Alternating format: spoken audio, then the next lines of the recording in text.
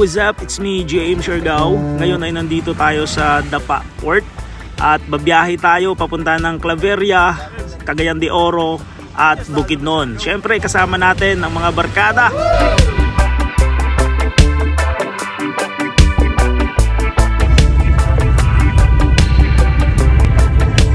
Ngayon ay nasa Surigao na tayo at syempre renta tayo ng sasakyan para mabilis ang biyahe natin.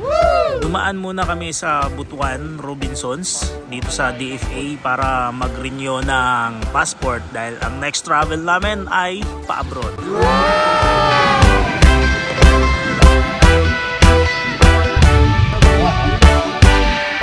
Napahinto muna kami dito sa Pineapple Plantation na kung saan ay madadaanan mo lang ito kapag papunta ka ng Dahilayan Adventure Park. Kaya in-enjoy muna namin at talagang napakalawak nitong plantation na ito.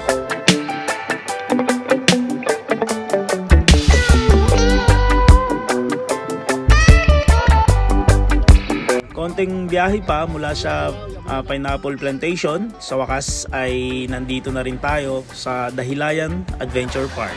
Dito sa Dahilayan ay marami silang mga ino-offer na rides dito. May mga zipline at iba pa.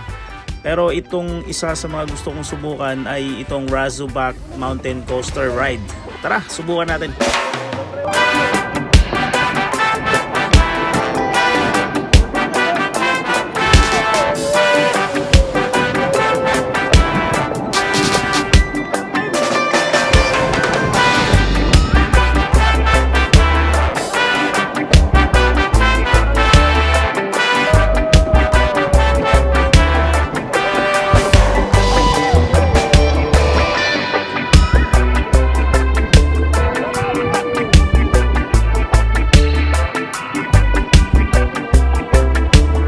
Mahigit 2 minutes din ang ride na ito, kaya sulit na rin para sa halagang 400 pesos.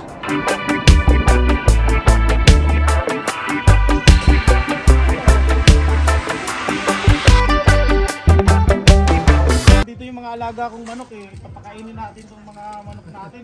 Pagkaitira naman,